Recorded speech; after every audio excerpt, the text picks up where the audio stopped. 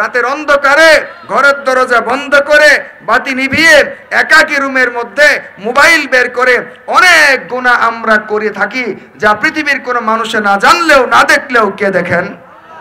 আল্লাহ। এই জন্য আল্লাহ রাসূল বলেছেন যে তিনটি জিনিস মানুষকে মুক্তি দেয়, এর মধ্যে একটা হলো তুমি মানুষের মধ্যে থাকা অবস্থায় যেমন আল্লাহর ভয়ে গুনাহ মুক্ত জীবন কাটাবা, ঠিক তেমনি ভাবে গোপন অবস্থাতেও যেখানে কোনো মানুষ দেখে না, কেউ দেখে না, সেখানেও আল্লাহ দেখছেন বলে আল্লাহর ভয়ে গুনাহমুক্ত জীবন কাটাবা, গুনাহকে বাদ দিবা। এই তিনটে জিনিস মানুষকে কি দেয় বলেন? মুক্তি দেয়।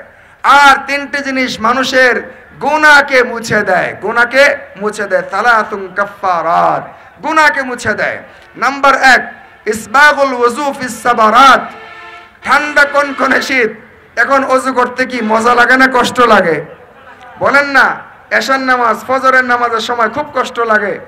দুনিয়ার মানুষের কাছে শারীরিক কষ্টে কষ্ট মাপার কোনো মাপকাঠি নাই, থার্মোমিটার নাই।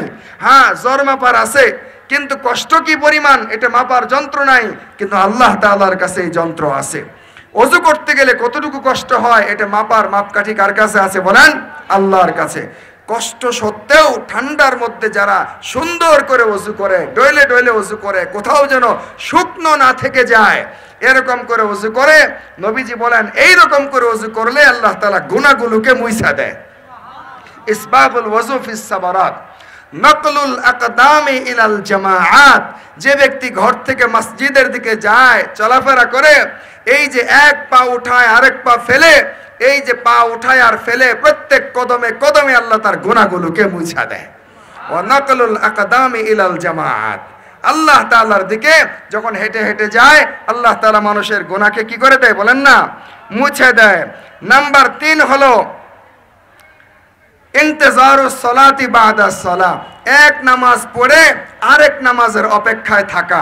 জোহরের নামাজ পড়ে ব্যবসায় বের হয়ে গেছে, দেহটা নিয়ে ব্যবসায় বসাইছে, অন্তরটা মসজিদের সাথে লটকানো, কখন আজান দেবে আবার জামাতে গিয়ে হাজির হব, এই অপেক্ষমান থাকাটা, এই সময়টার মধ্যে আল্লাহ গুনাহগুলোকে মুইছা দেয়। সুবহানাল্লাহ। এই তিনটা হলো গুনাহমোচনকারী। আর তিনটা হলো মর্যাদাকে বুলন্দকারী। আল্লাহ তাআলা ইজ্জত আর সম্মান আর মর্যাদাকে বাড়িয়ে দেয়। নাম্বার 1, ইতআমুত তাআম, মানুষকে খাবার খাওয়ানো, হালাল কামাই রোজগার থেকে মানুষকে খাবার খাওয়ানো, জিন্দেগির গুনাহ আল্লাহ তাআলা তোমার মর্যাদাকে উঁচু করে দেয়। নাম্বার 2, ওয়া ইফশাউস সালাম, বেশি বেশি মানুষকে সালাম দেওয়া মর্যাদাকে উঁচু করে দেয়। বলেন না, যে আগে সালাম দেয় সে বিনয়ী হয়। অহংকারীরা আগে সালাম দিতে পারে না, তারা সালামের আশায় চায়ে থাকে। কথা কন না। অহংকারীরা আগে চায়ে থাকে ইমাম সাহেব আমারে কখন সালাম দেবে। বিনয়ী যারা, তারা 50 হাত দূর থেকেই সালাম দেয়। না, হুজুর আমাকে আগে কেন দেবে, আমি আগে দেব। ঠিক কিনা বলেন না?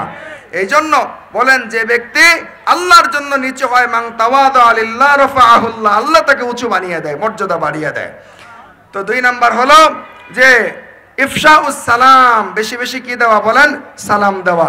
নাম্বার 3, ওয়াস সালাত বিল লাইল ওয়ান নাসু নিয়াম, রাতের বেলা মানুষেরা যখন ঘুমিয়ে পড়ে, ওই ব্যক্তি ঘুম থেকে উঠে তাহাজ্জুদের নামাজ পড়ে।